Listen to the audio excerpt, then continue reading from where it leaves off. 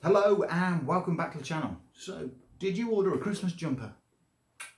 I did. And it's arrived. It's here. The T-Lite. So, let's get it unboxed. Let's see what it's about. Let's get it bound up to what will be a box fresh Mobula 7 and let's just get a feel for it. Join me in the video.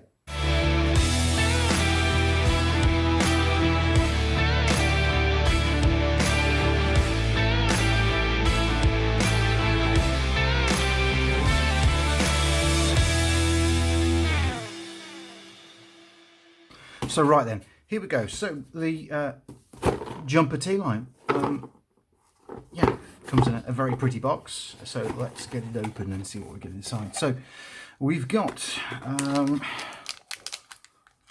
the back plate. Okay, so we've got the back plate here. That enables you to put additional modules on the back of the jumper, I believe. Sorry. Obligatory stickers that you can plaster all over the place. So let's just look at those. I'm sure for the younger generation they will absolutely adore those. Don't know about myself. Oh great, a quick start guide, and there we go. Yeah, so that's going to help us set up a model. I'm even going to look at possibly bringing some models over from my Tyrannus. We'll see if that's possible, don't know yet. And then we come to the product itself. So yeah, we've got a nice plastic cover, so it's covering the gimbals. Now, these are Hall effect gimbals, I'm led to believe, so yeah, that should be good. Let's just pop that out of there and drop it to one side for the moment. And then in the box, what have we got? So we have got a USB Type-C cable, which I believe can be used for not only programming but also connecting it as a joystick to your PC. A small, what looks like a 2.4 G antenna. I'm assuming it's 2.4 G because everything runs on 2.4 G, so that's obviously just going to screw in on there now. This does come with a myriad of warning labels, and also we have a box here. Now, I'm assuming that it's to put your 18650s in. Yeah. Why they don't include any 18650s with the product that I'm aware of, but they give you a box for the 18650s. So yeah, that's a puzzler really.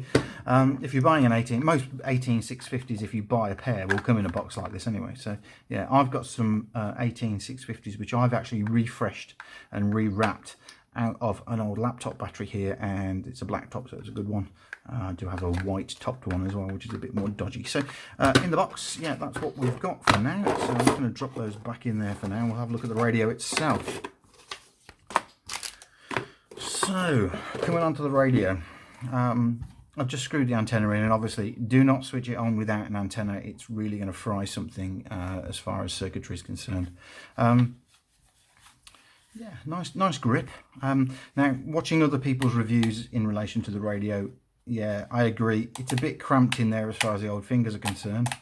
But yeah, I mean, what do you expect? It is this size of radio. If we take a look at my Tyrannus,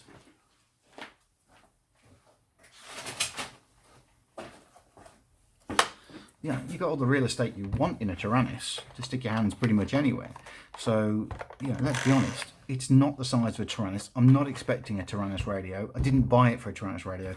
This is a pick up and sling it in the bag jobby. So, yeah, as far as that's concerned, you live with some of the quirks that the radio will bring forward. So what have we got? Okay, we've got a load of warning labels on the front. Please make sure the antenna is installed before you turn it on. Yeah, okay, so we've just done that anyway. So let's just peel that off and put it somewhere over there. And then what's the one on the back? Please make sure your battery is correctly inserted. This will cause permanent damage. Okay, so no stress or pressure then on either point. So let's just pop that up. Okay, so looking inside, we have got a minus and a positive. So if we look at our battery, we have our minus side and our positive side. Now look at that. That's been reported by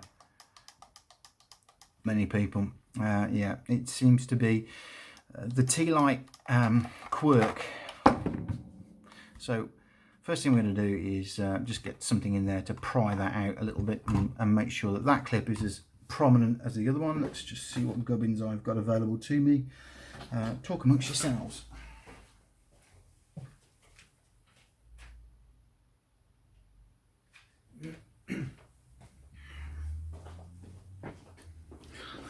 So just coming onto it then, so let's just pry that open a little bit to the same level. Let's try not to apply any undue force. Once again, check the polarity. There we go, that's in. Now, for argument's sake, I am actually going to buy myself a nice, bright, shiny new 18650, especially for this radio. But for argument's sake now, I just needed something that was going to do. So let's just have a look. I'm assuming that's the power button. Oh, look at that. And it fires in. So, there we go, Model 1, blah, blah, blah. So we've got 4.2 volts on the battery, which I'd expect because it's a freshly charged battery. General feel of sticks. Yeah, they're a bit tinny. They're not the same feel. Switch feel is what you'd expect. Real estate for your fingers, yeah, well that's just, I mean, this for me is going to basically be a chuck it in the bag jobby for smaller drones. But yeah, I mean, that feels good. So next thing that I'm going to do is look into getting a bit of something programmed in here for a model and take it from there. So join me in a moment. So we're now about a week on from sort of having the controller and playing with it. I've bound up the whoops that we see here, and there's various different ones. So we've got an E101, we've got a Fly Sky whoop to the left there, and then we've got two different Mobula 7s, so with different configurations there. Have to say the controller itself is really quite capable. In actual fact, it's a full-blown controller. I'm really quite shocked by it. Would I use it for my bigger quads? No, it's just way too sensitive, or I've got to get used to the sensitivity before I can move to the bigger quads. But I really bought it for something where I could just sling it in a bag and grab a whoop and go fly. Yeah, the OpenTX on it is amazing, even though it's not fully supported yet, so we're waiting for that to come through. Got the SD card with the voices on, and that's easy to get off the web, so if I do just restart it, you can see that we've got, he says, welcome to OpenTX. We got our voices working. Linking to the sort of things like the E101 and the pre-built stuff, it's a little bit trial and error. You do have to work it. With Fly Sky, bound straight away, and the same with the FR Sky stuff and the D8, that bound straight away with next to no trouble. A little bit of frequency adjusting, which I might go through in another video, but otherwise, yeah, I'm really impressed. That LED there, however, is blinding, and I've got to say one criticism. That LED is just way too bright. In broad daylight it's great, but if you're flying sort of in an evening or anything, and you're just looking at the controller, when you first switch it on, all you can see is a dot in front of your eyes. Handling of the controller, well, it's a small controller. You know, you're going to hit switches, you're going to do that by accident, but you know, if you don't want that, buy a bigger controller for the money. Let's talk about the money. This was a real deal. It was £47, I think, that I actually paid for it from Banggood. I have to say, for an OpenTX radio with all the bells and whistles and a 4-in-1 module, that's pretty good. So yeah, I like it. It's very, very sensitive.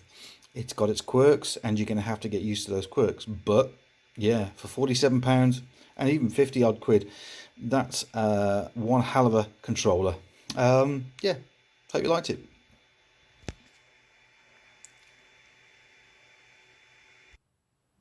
There you go. Hope you enjoyed the video. If you did, please don't forget to subscribe. And if you do subscribe, don't forget to hit the bell icon so you get the latest updates when I release them.